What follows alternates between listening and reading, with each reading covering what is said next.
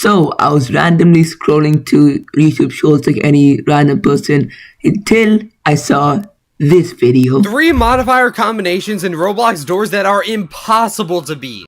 Impossible? Let's see this. Number 1, light out, rush hour, and I'm tiptoeing here. With just these 3 modifiers, you basically never know when rush is going to attack you. Some people might be able to beat this one, but it is very luck based. That's actually pretty creative. Good job. Number 2, itchy, last breath, and key. In this challenge, you constantly have to search for keys, and if you find Timothy a single time, you're just dead. Timothy can even spawn in the drawers that have the keys, so there's really no avoiding him. If you want to make this even more impossible, you can add in gone fishing and soundproofing so that guiding light can't help you. And finally, number 3, wet floor. That's it. Seriously, just this single mod makes the game impossible. This is the single hardest modifier in the game. The floor is so slippery that it's impossible to move around. And once you make it to the Seek chase, it's basically a guaranteed death. It's impossible to get away from Seek. And trust me, speed boosts aren't going to help you either. That just makes controlling your character even harder. Thank you for a new video idea. So if you find doors too easy, you could attempt these impossible modifiers to beat the shit out of them. I really hope, like a famous person see this video so they can make their own video about it and maybe mention me in the video. Oh yeah, the reason I'm not attempting these challenges is because I suck at the game and it will take me an ungodly amount of time to finish it. So I'm not gonna do that.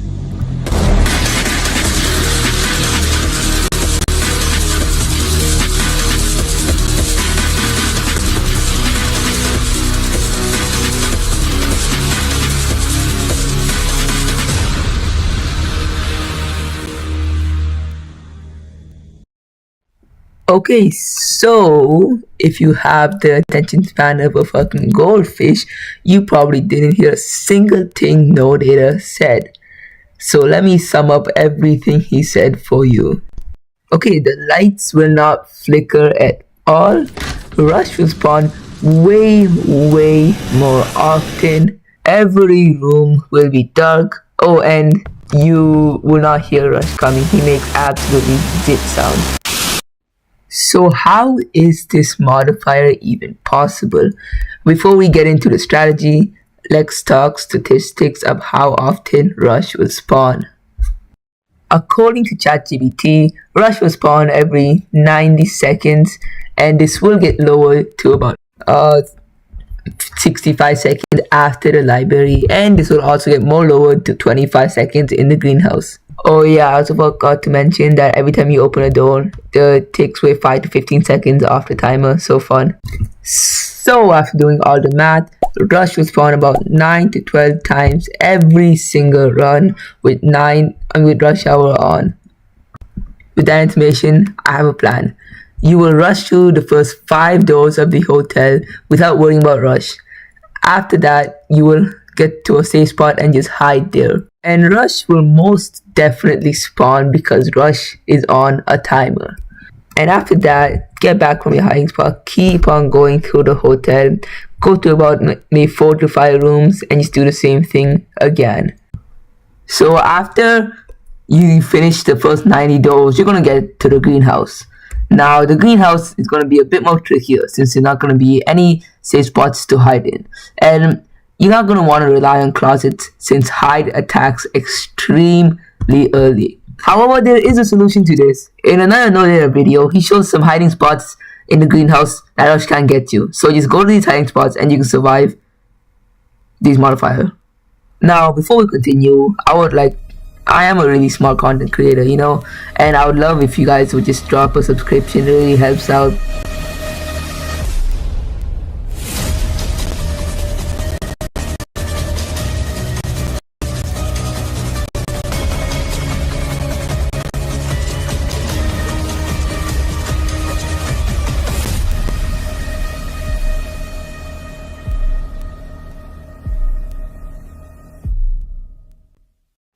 So, what do these 3 modifiers actually do? Well, firstly, you're let one shot by any entity in the game.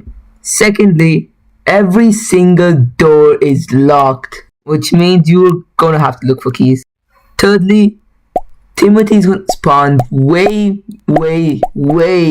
more often than he used to, which can be really annoying when searching drawers. Oh, and did I forget to mention that this little Timothy guy, he will actually one-shot you if you're not careful. What the fuck? This means that every single time you open a drawer, Timothy has a chance of spawning, and if he does, you're dead, bro, okay?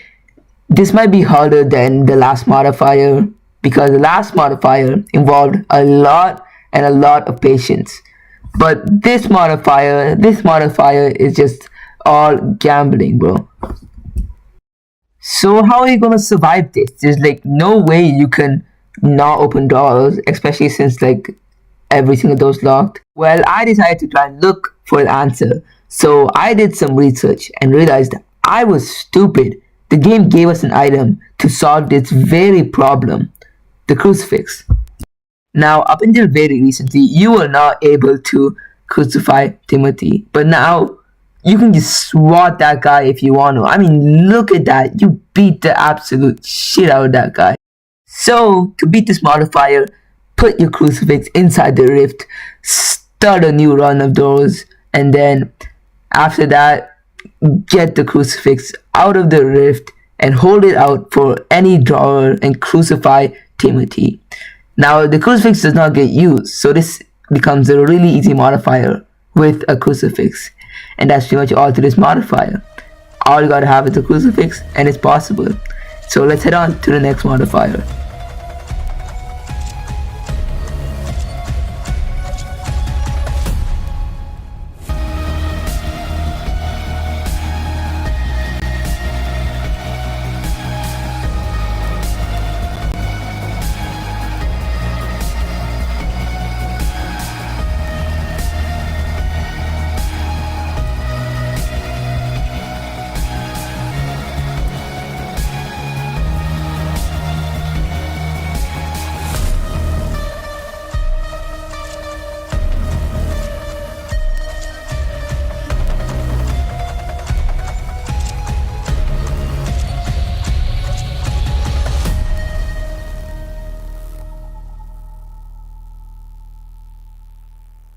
God damn, that song was good.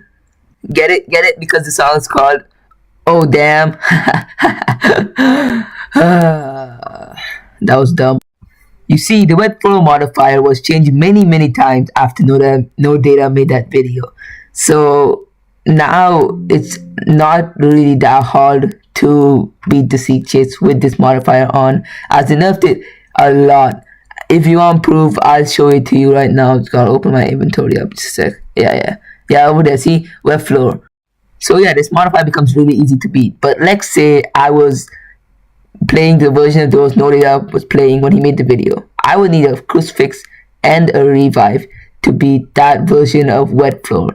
You see, what I would do is I would go to the first seek chase and die probably. So I would use my revive and spawn after the seek chase. Then go to Jeff's shop, get a crucifix, and then use the crucifix on a second seek chase. That gives you a lot of time to run and escape, and thus you can beat the modifier pretty easily. And if that doesn't work, then just put a crucifix in the rift and use it at the beginning of your run for the first seek chase, so you can save your revive for the second one.